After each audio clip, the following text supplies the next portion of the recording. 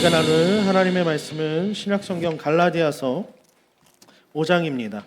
갈라디아서 5장 2절부터 15절까지의 말씀 우리 함께 보도록 하겠습니다. 갈라디아서 5장 2절부터 15절까지의 말씀 우리 함께 교독하고 마지막 15절 말씀은 합독하도록 하겠습니다. 보라, 나 바울은 너희에게 말하노니 너희가 만일 할례를 받으면 그리스도께서 너희에게 아무 유익이 없으리라.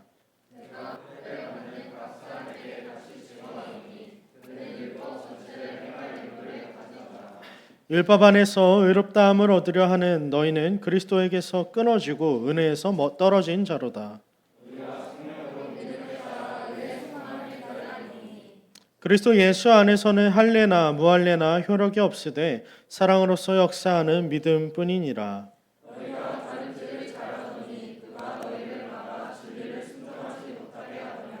그 권면은 너희를 부르신 이에게서 난 것이 아니니라. 나는 너희가 아무 다른 마음을 품지 아니할 줄을 주 안에서 확신하노라. 그러나 너희를 요동하게 하는 자는 누구든지 심판을 받으리라. 형제들아, 내가 지금까지 할례를 정한다면 어찌하여 지금까지 박해를 받으리요? 그리하였으면 십자가에 걸린 돌이 제거되었으리니. 너희를 어지럽게 하는 자들은 스스로 베어버리기를 원하노라. 형제들아, 너희가 자유를 위하여 부르심을 입었으나 그러나 그 자유로 육체의 기회를 삼지 말고 오직 사랑으로 서로 종로를 하라.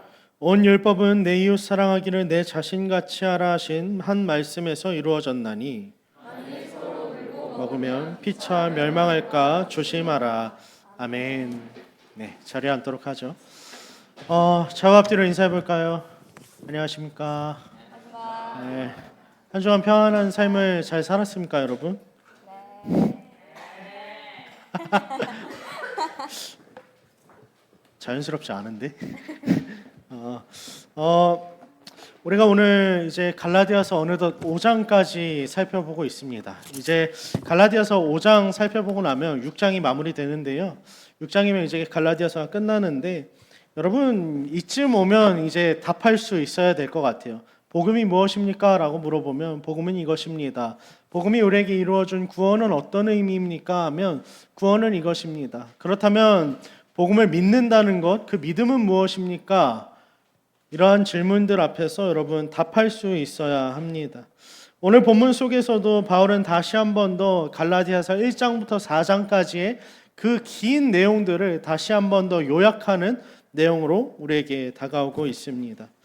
우리들은 끊임없이 자기 자신에게서 만들어내는 어떠한 가능성을 말하려고 하는 존재들이죠. 그래서 율법은 우리에게 참 메리트 있게 느껴져요.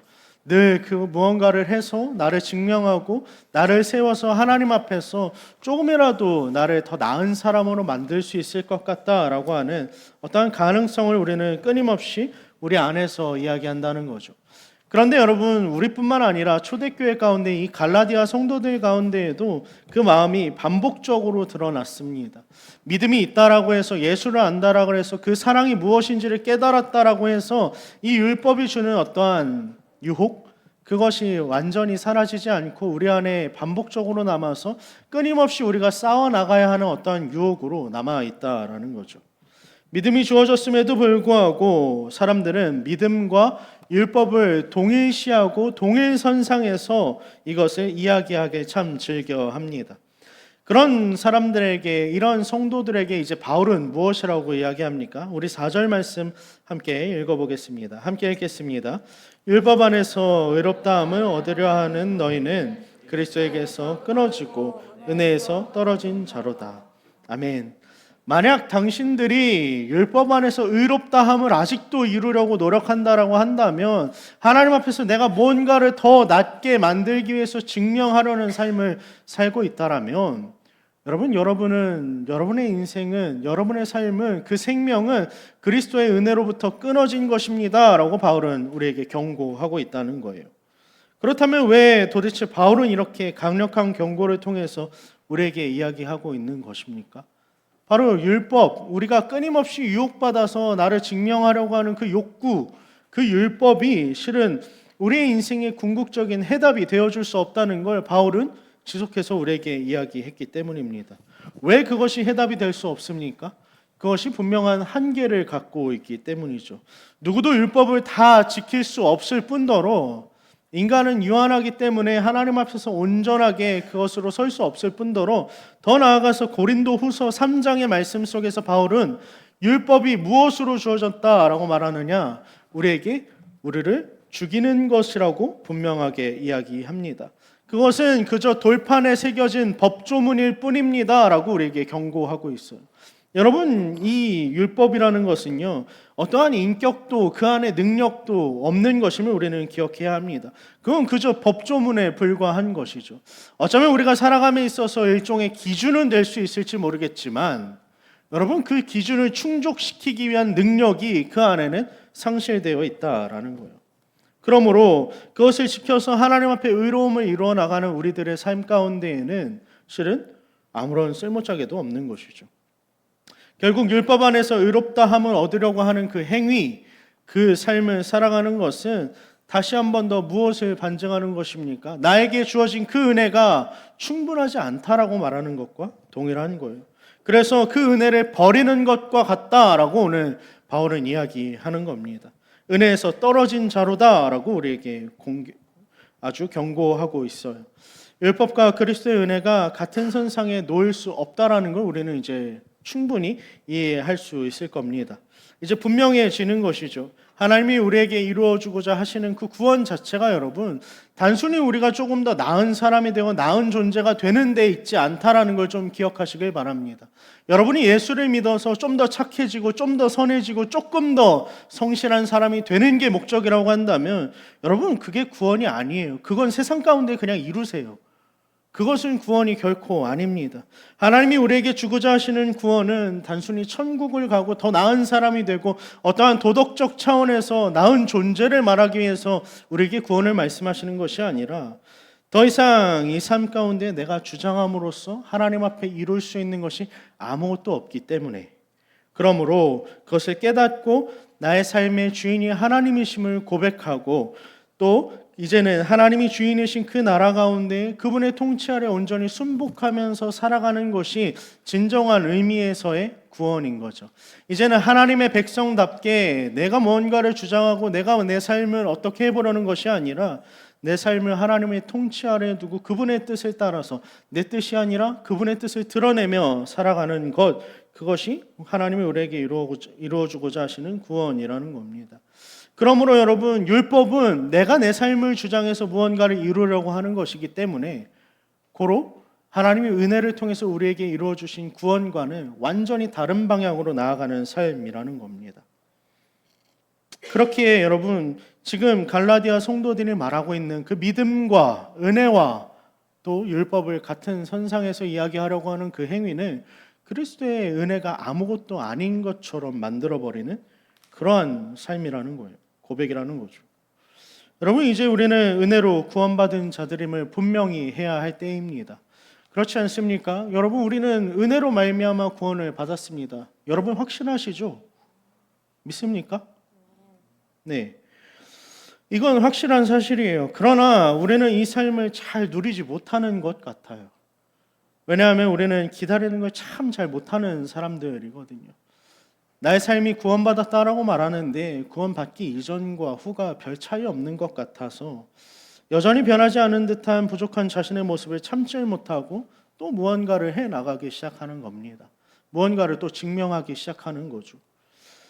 뿐만입니까? 우리는 참 많이 불안해하는 인생들입니다. 내가 내 손에 뭔가를 움켜쥐고 뭔가 확실한 카드 한 장은 쥐고 있어야만 내 인생 가운데 내 삶에 어떠한 망하지 않을 것 같은 주도권을 줄 수 있을 것 같은데 라는 생각에 끊임없이 삶의 주도권을 하나님이 구원을 통해서 예수 그리스도의 그 사랑과 은혜를 통해서 그 주권을 나의 삶에서 하나님 앞으로 옮겨다 놓으셨는데 그 불안함 때문에 뭔가를 좌우해야 할 만한 뭔가를 갖고 와야 될 것 같다라는 생각에 여러분 다시 한 번 더 그 삶의 주도권을 나에게로 끌어오는 인생이 우리들이라는 겁니다. 그런 우리에게 오늘 바울의 이 경고는요, 여러분이 율법으로 살아간다라고 한다면 그리스도의 은혜로부터 끊어진 삶과 별반 다를 바 없습니다라고 하는 이 경고는요, 어쩌면 한편으로는 바울이 우리에게 위로해주고 있는 말이기도 해요.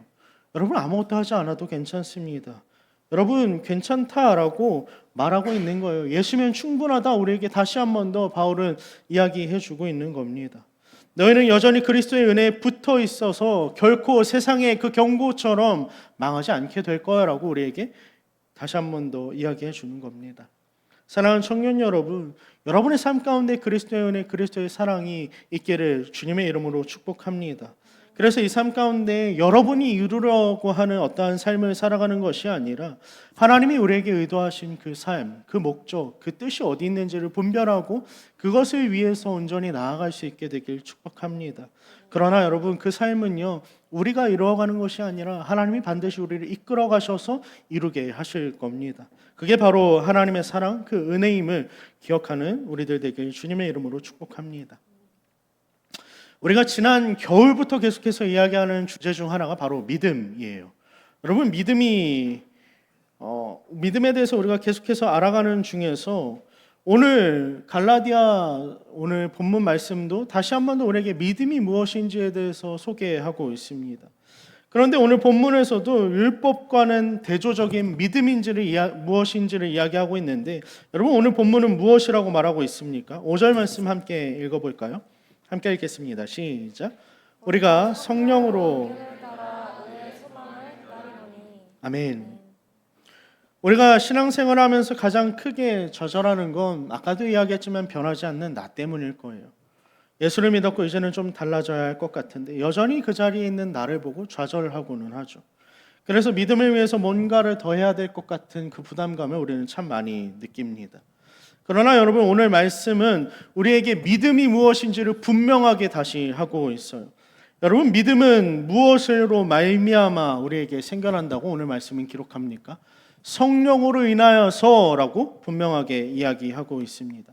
우리에게서 나온 무언가가 아니라, 나에게 있는 어떠한 근거가 믿음이 아니라 그 외부의 개입, 철저하게 하나님으로부터 주어지는 것이 믿음이다라고 바울은 소개하고 있어요.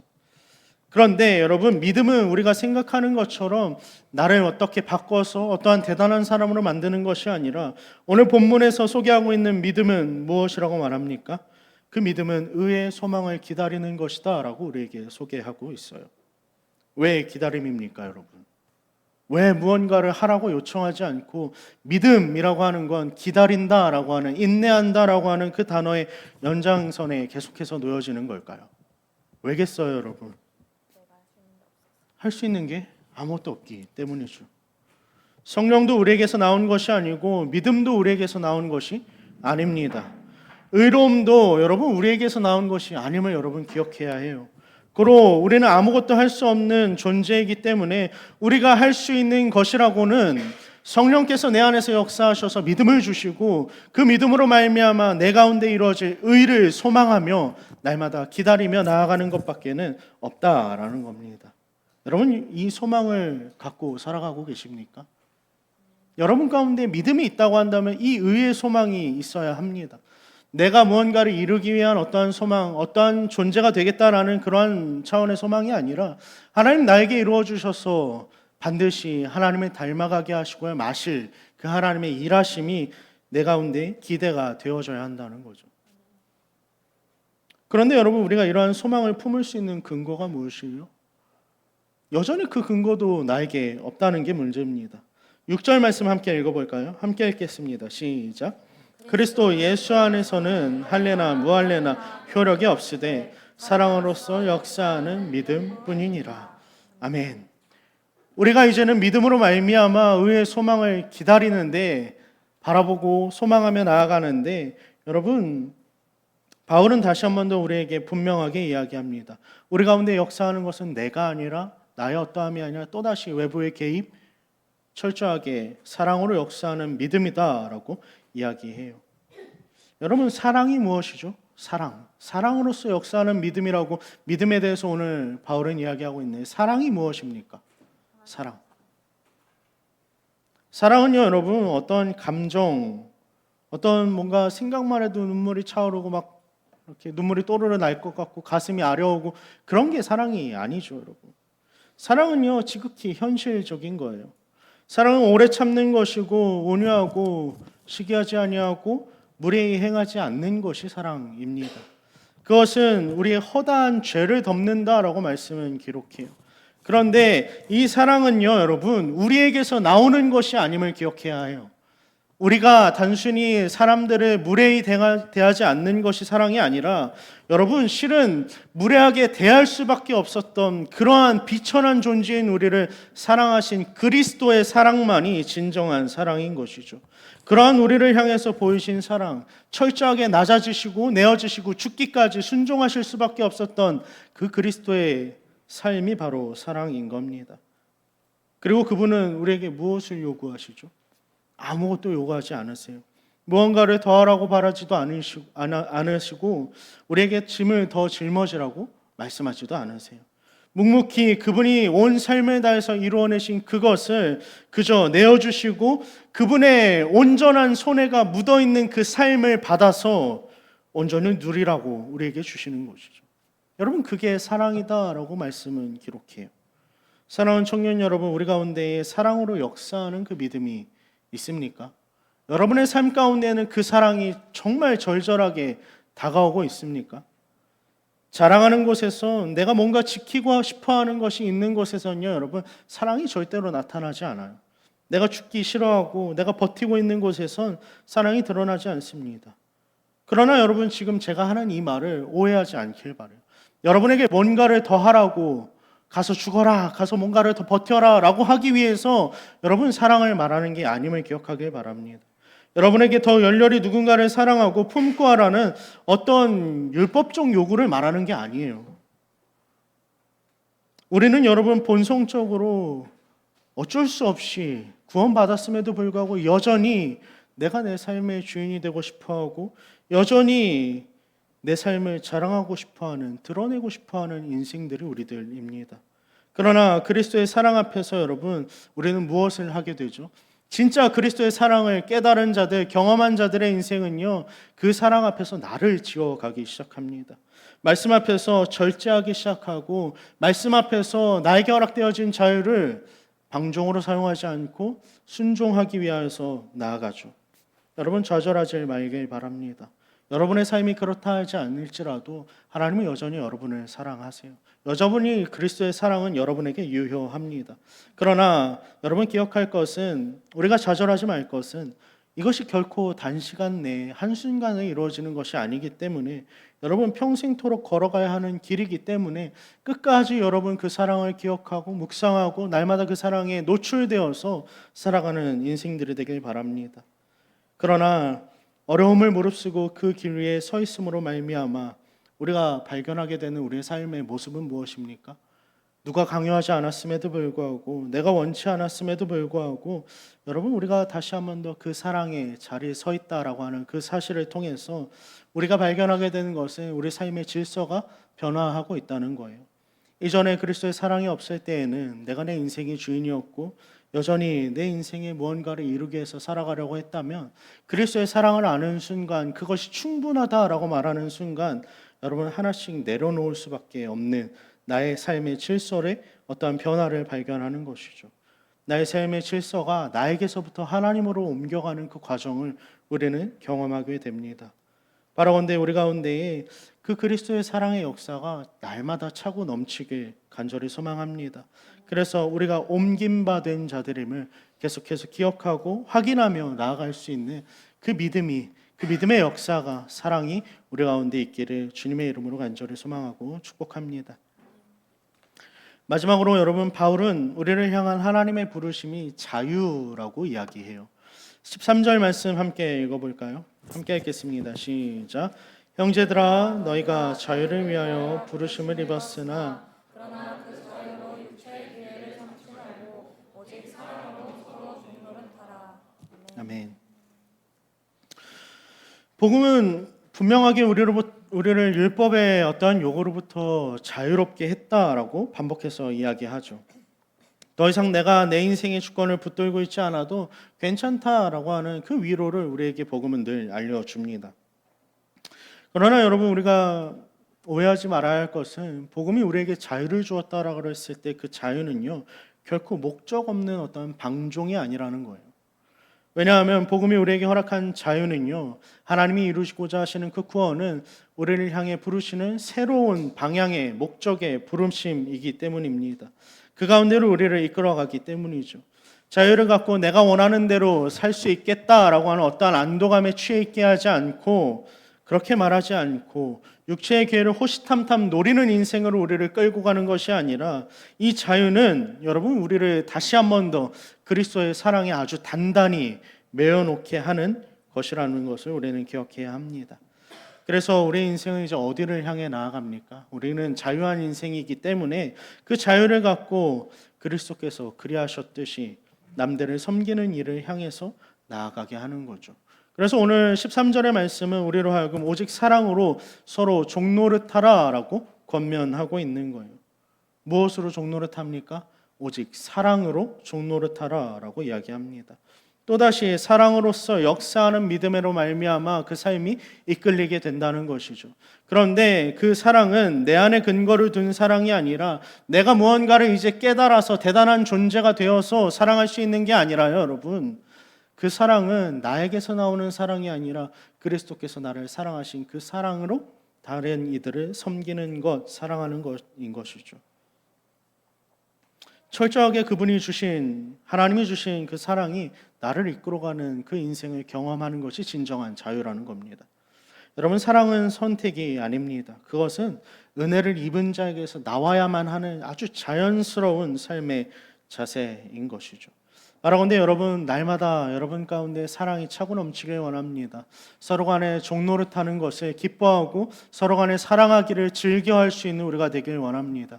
그래서 우리 가운데 나타나는 것이 내가 무언가를 위해서, 누군가를 위해서 무언가를 했다, 내가 그 누군가를 얼만큼 사랑했다라고 하는 우리의 자랑이 남는 것이 아니라, 여러분, 우리가 사랑하고 서로를 섬기며 나아갈 때마다 남아야 하는 것은 그리스도의 사랑인 것이죠.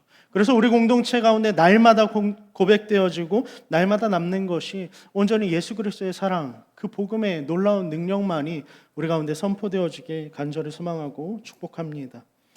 아비투스라고 하는 개념이 심리학적 개념 안에 존재해요. 이것은 한 개인이 사회 속에서 무의식적으로 자신을 내면화하면서 어떠한 사고방식, 습관, 태도나 행동 양식들을 가리키는 표현이 아비투스입니다. 특정한 사회적 환경 속에서 우리는 다른 삶의 방식을 소유하게 된다라고 하는 이야기인 것이죠. 예를 들면 여러분, 가난한 집안에서 자라온 어떤 사람의 환경과 그리고 부유한 집안에서 자란 아이의 환경이 다를 수밖에 없기 때문에 그들이 경험하고 체득해 나가는, 소유하게 되는 아비투스가 달라진다라는 거죠. 그리고 그 아비투스에 따라서 다가오는 상황과 환경을 다르게 받아들이고 다르게 해석하게 된다라고 이야기해요. 그런데 여러분, 이것을 생각해 보면 세상은 우리에게 돈과 권력, 어떤 힘의 논리에 의한 아비투스를 학습하라고 이야기합니다. 그래야만 다가오는 수많은 문제들을 극복하고 이겨내고 해소할 수 있다라고, 너의 삶을 지켜낼 수 있다라고 이야기하죠. 그러나 여러분, 우리가 다시 한 번 더 되돌아보면 복음에 노출되어 있는 그리스도인들의 삶이라고 한다면 여러분, 그 삶 가운데 생겨나야 하는 아비투스는 도대체 무엇이겠습니까? 복음은 다시 말하지만 우리 안에서 서로 사랑하게 하고 그리스도의 사랑을 묵상하게 하고 또 사랑으로 말미암아 종되게 하는 습관, 이제는 나 자신을 주장하는 삶이 아니라 더 나아가서 나를 내어주는 삶으로, 그러한 내어주는 태도로 우리를 이끌어간다는 거죠. 세상 가운데에서 살아갈 때에 여러분, 복음에 우리는 노출된 자들로 살아갑니다. 그렇다라고 하면 우리에게는 그리스도인들만이 소유할 수 있는 진정한 어떠한 일종의 아비투스가 드러나야 하는 것이죠.